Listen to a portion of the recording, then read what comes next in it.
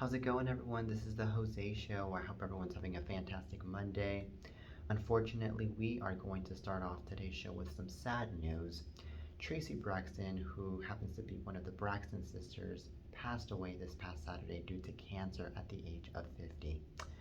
Her family got to announce the unfortunate news on social media, saying, "We have come to a time where we must inform the public that after a year of privately undergoing a series of treatment for esophageal, can- esophageal cancer, our beloved Tracie Braxton has gone on to glory." Her husband Kevin Surratt said in a written statement released by Braxton's spokesperson Thomasina Perkins, Washington. She was surrounded by her family and friends at the time of her passing. "We ask that you keep them in your prayers," Perkins, Washington's statement said. Toni Braxton posted a tribute on Instagram saying her sister Tracie was a bright light, a wonderful daughter, an amazing sister, a loving mother, wife, grandmother, and a respected performer. We will miss her dearly. Braxton Family Values began in 2011 on WeTV. Tracie Braxton also appeared on Marriage Boot Camp with her husband, Kevin Surratt. Tracie Braxton released an album in 2014, Crash and Burn, and had a hit single, Last Call. She also had a radio show and acted on stage and in movies. Tracie Braxton has been in the lives of TV viewers for years and will always be a part of the WeTV family, WeTV said Saturday. Gone far too soon. We celebrate her life and memory and send our heartfelt condolences to the entire Braxton family during this difficult time. Her light and spirit live on. Alrighty then, this is, of course, very devastating news, especially for the Braxton family. I never knew that Tracie Braxton had cancer to begin with. I never even knew. And when I first found out about the news, I was in so much shock. I was like, oh my God, I never knew that she had cancer, and I cannot believe that now she is gone. And especially at such a young age, at just the age of 50. At just the age of 50. And I remember Tracie Braxton so well. I remember seeing her on The Real. She was getting along with the ladies of The Real so well. She was very bright. She was very charming. She was very a happy person. She was very dedicating, not just to her family, but also to her friends and to her colleagues and to everyone that surrounded her. And what I always noticed about Tracie Braxton was that out of all the sisters, she was like the most caring and the most dedicating one, in my opinion, because of how much she was looking out for everyone, especially for the Braxton sisters. She was always there. I even noticed it myself whenever I would watch the Braxton Family Values, how dedicating she was. And I also noticed that Tracie Braxton, she always was that type of person that would always try to get the sisters to get along with each other and to, you know, stick together in the toughest times. And she was always the one that would always try to fix things out, you know. So, I mean, Tracie, she was literally like that type of sister, you know, that would be like, okay, you know what, we got to stick together, we got to be together, we cannot be fighting, we cannot be arguing, we cannot be separated from one another. She was that type of sister that was so like that, and that's what I really appreciated and loved about her. And then another thing that I noticed about Tracie Braxton was that she was very um, open in her open from her feelings, very open. She didn't really mind saying how she felt. She didn't really mind saying the stuff that she was going through or the stuff that she saw. you know, and she was very truthful, of course, very truthful. And that is also something that, of course, a lot of us appreciated so much from Tracie Braxton. Um, and Tracie Braxton, I mean, she was, of course, a legend just like the rest of her sisters. You know, she did acting, she did she did singing, um, she did it all. She did it all, as we all know, as we all have seen ourselves.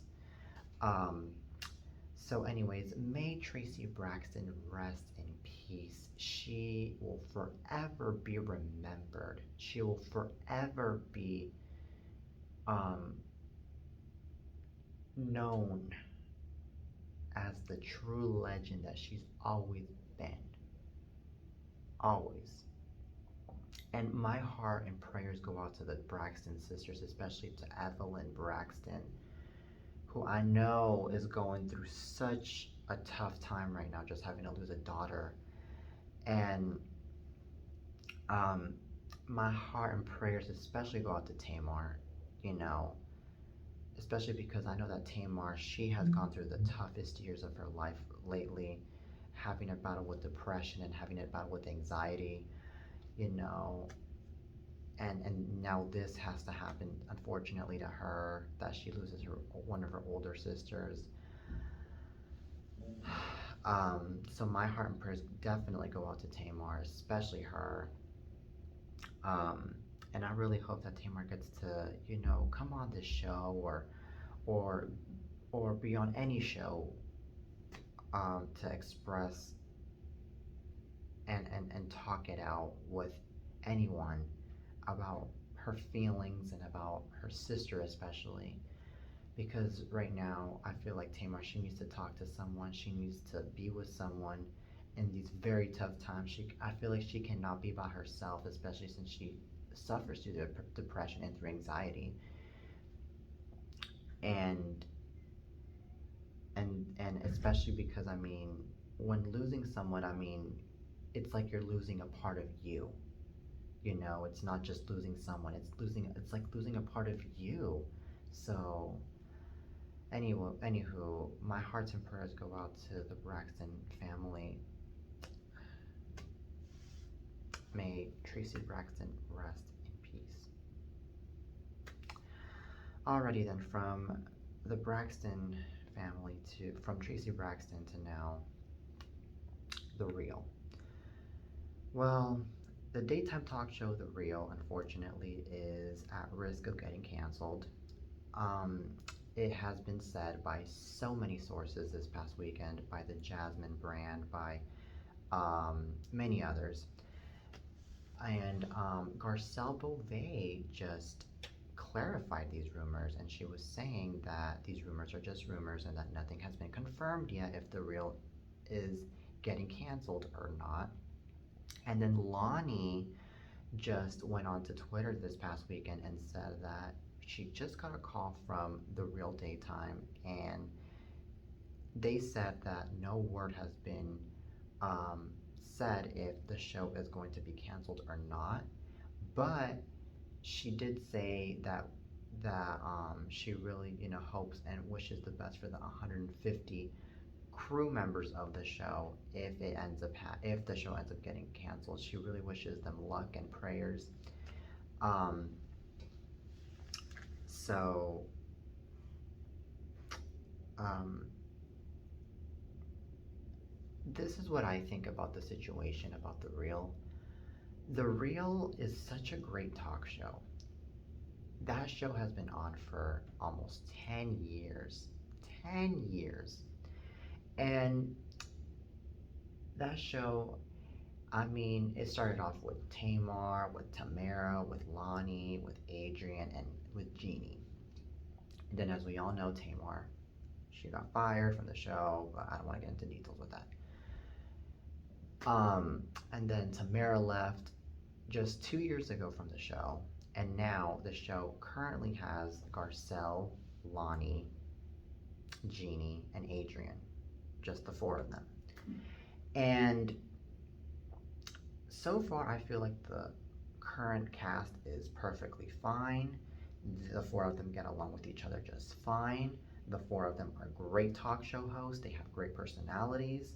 They've the four of them show their unique perspectives and their unique opinions and their unique um, points of view on certain things in that show, which is what makes that show so good. And then another thing that I think about that show is that that show is one of the few shows that is representing women of color.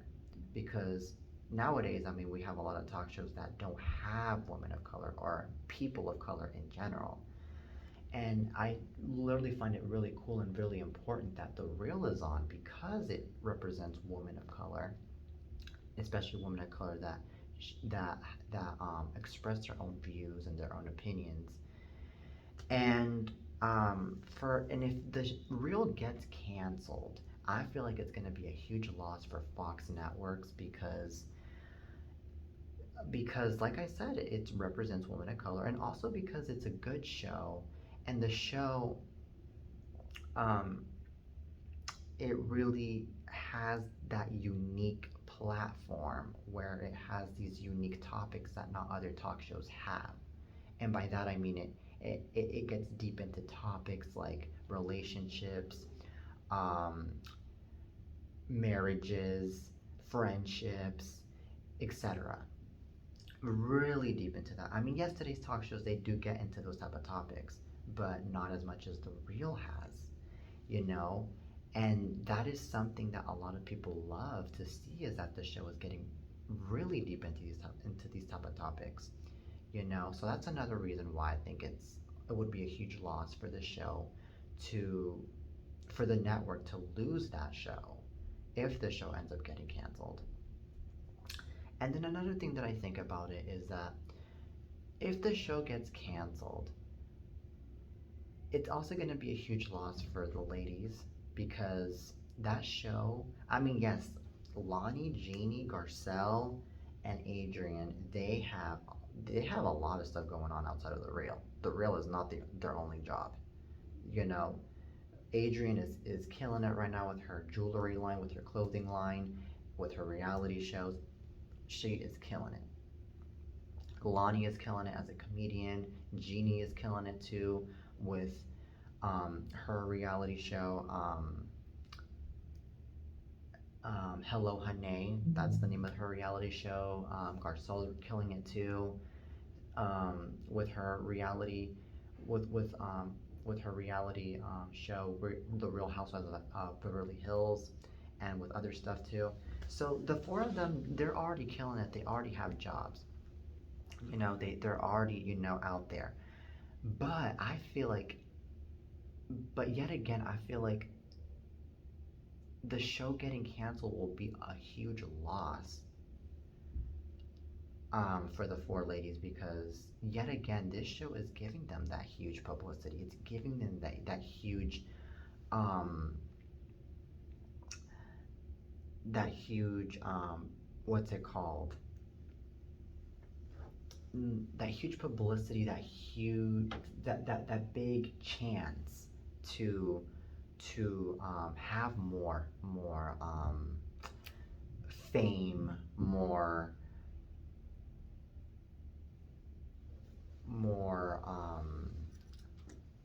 money. You know, it'll be a huge a loss for them, because that show is also what is also paying him so much money, and they're gonna miss out on not getting paid so much money as they are right now on being on The Real. And they are, like I said, they're not gonna have the huge publicity that they used to have on The Real anymore, so that's why I'm saying that if the show ends, all of those things are just gonna go away for them, and it's not gonna be good, and it's gonna be a huge loss. So that's my opinion on this. And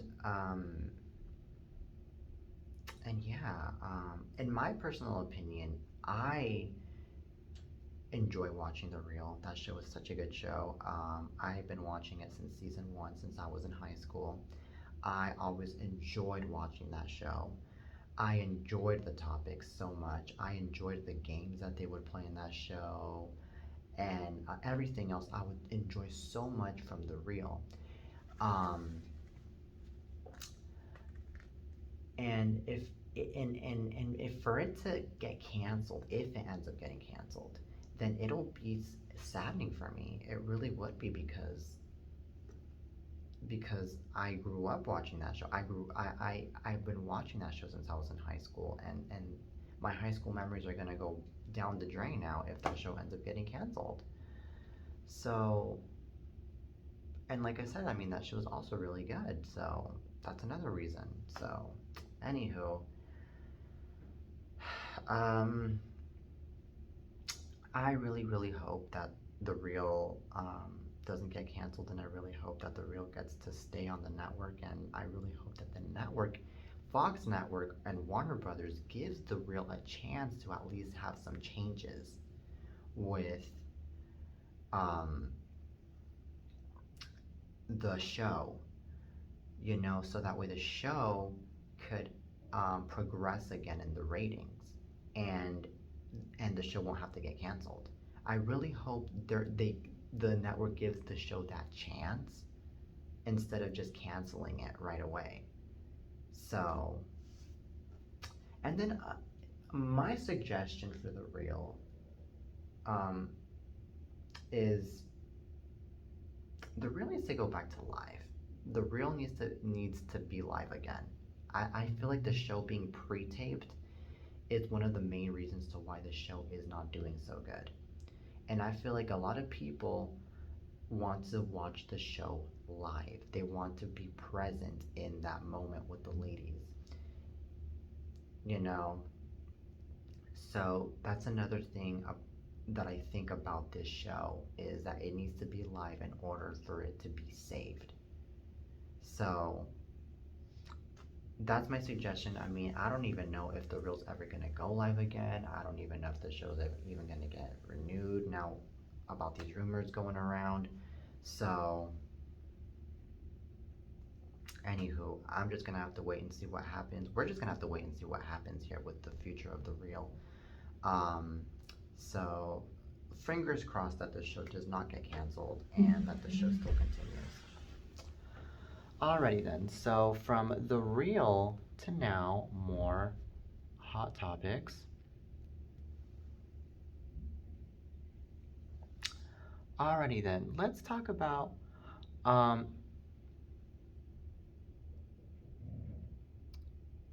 last night's Critics' Choice Awards.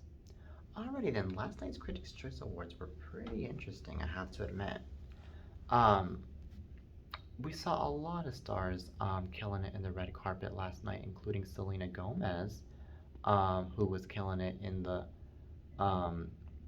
red carpet last night. She was wearing a beautiful red dress, by the way. I enjoyed that dress that she had. She looked like fine wine with that dress on, especially because, I mean, the color was like a red wine color, what she was wearing. It was gorgeous. I loved it.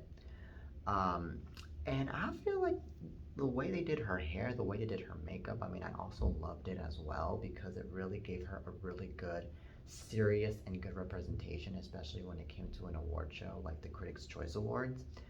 What I also enjoyed about Selena Gomez was that she was very casual in her posing and in her facial appearance. Like, she was not like all here like to be like, hey, what?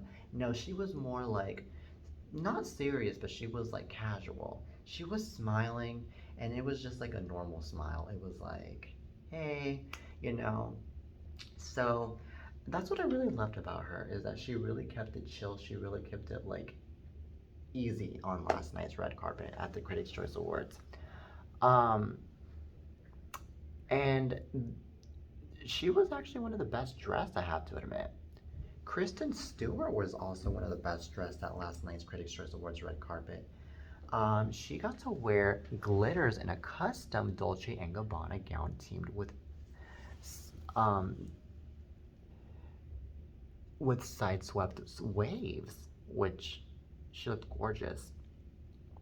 And then Holly Berry got to wear pairs of Dolce & Gabbana suit with a sheer white corset and statement earrings, plus a platinum dyed hairstyle reminiscent of her beloved X-Man character. And Selena Gomez's outfit, which happened to look red, was actually a Louis Vuitton halter gown featuring a long scarf as a train teamed with custom butcheron and sleek side parted hairstyle. Lady Gaga got to wear um, a head turning Gucci gown featuring a daring cutout bodice with black velvet cups, lace sleeves, a statement train, and crystal embroidery, plus statement earrings. Elle Fanning wears a strapless gold sequin design that she says is inspired by the coronation outfit she wore on her hit show The Great, plus Jimmy Choo shoes and a red lip for a pop of color. Julia Lewis got to match the red carpet last night in a strapless Alberta Ferret scarlet gown with a bow detail on the bodice, plus Rachmaninoff diamonds jewelry. Hoyeon Jung has a high fashion moment in this gold Louis Vuitton design featuring an exaggerated bustle detail and embroidered with crystals, plus black sandals and pieces from the Louis Vuitton high jewelry collection. And then Mandy Moore goes for goddess vibes in a plunging Elisab gown featuring all over beading and a cape. Ariana DeBose puts on her second show-stopping yellow gown in 24 hours, a gorgeous Carolina Herrera design. Caitlin Dever, Jean Smart, Joshua Jackson and Jodie Turner-Smith, and lots more. They got to dress gorgeous in last night's Critics' Choice Awards.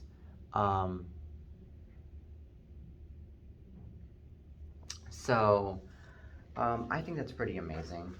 Pretty amazing that a lot of stars showed up at last night's Critics' Choice Awards, and especially, because I mean, these past 2 years have been, very dead when it comes to red carpets and when it comes to award shows because of the pandemic, and a lot of people, I mean, they've been afraid to go out and do stuff. And of course, red carpets have been very limited, so that's another thing as to why award shows have been dead throughout the past 2 years. But thank God that now, I mean, a lot of celebs are out there again, showing off their beautiful wardrobe, and they're, confident enough to, just show it off and not be afraid.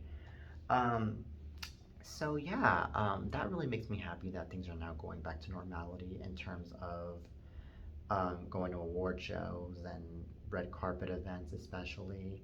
And then another thing that I have to say is about last night's nominees. Well, as we all know, there were a lot of great and interesting winners last night on last night's Critics' Choice Awards. Well, one of the winners from last night's Critics' Choice Awards was the hit drama series Succession, which is on HBO. That got to win for Best Drama Series, and it was competing against Evil, For All Mankind, The Good Fight, Pose, Squid Game, and This Is Us.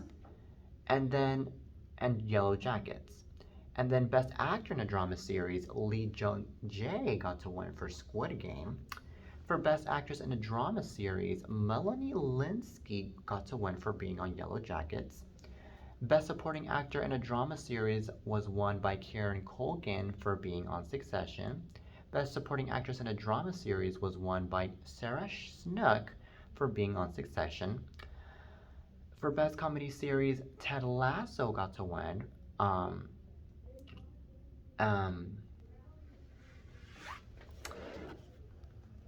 And that show is on Apple TV+. Best Actor in a Comedy Series was won by Jason Sudeikis for being on Ted Lasso. Best Actress in a Comedy Series was won by Jean Smart for being on Hacks. She was competing against Issa Rae, Sandra Oh, Selena Gomez, Renee Elise Goldsberry, and Elle Fanning, which, by the way, I personally wanted Selena Gomez to win. Just a personal note right there. I really wanted her to win because she is, of course, one of my favorite actresses, and I think that she did a really good job on Only Murders in the Building, so that's another reason why I feel like she should have won, but oh well. Um, Best Supporting Actor in a Comedy Series was won by Brett Goldstein for being on Ted Lasso. Best Supporting Actress in a Comedy Series was won by Hannah Waddingham for being on Ted Lasso. Best Limited Series was won by Mayor of Easttown. Um, Best Actor in a Limited Series or Movie Made for Television was won by Michael Keaton for being on Dopesick. Best Actress in a Limited Series or Movie Made for Television was won by Kate Winslet for being on Mayor of Easttown. Best Supporting Actor in a Limited Series or Movie Made for Television was won by Marie Bartlett for being on The White Lotus. Best Supporting Actress in a Limited Series or Movie Made for Television was won by Jennifer Coolidge for being on The White Lotus. Best Foreign Language Series was won by Squid Game. Best Picture was won by The Power of the Dog. Best Actor was won by Will Smith for being on King Richard. Best Actress was won by Jessica Chastain for being on The Eyes of Tammy Faye. Best Supporting Actor was won by Troy Kotsur for being on Coda. Best Supporting Actress was won by Ariana DeBose for being on The West Side Story. Best Young Actress was won by Drew Hill for being on Belfast. Best Acting Ensemble was won by Belfast. Best Director was won by Jane Campion for being on The Power of the Dog. Best Comedy was won by Licorice Pizza. Best Animated Feature was won by The Mitchells versus the Machines. Alrighty then, those are all the winners from last night's Critics' Choice Awards. I really hope you guys got to enjoy last night's Critics' Choice Awards, and I really hope that your favorite got to win on last night's Critics' Choice Awards. Alrighty then, that is it for today's show, you guys. I really hope you guys enjoyed today's episode of The Jose Show. I'll be back with more on tomorrow's episode, so please stay tuned, and please make sure to follow me on social media. Till next time, peace.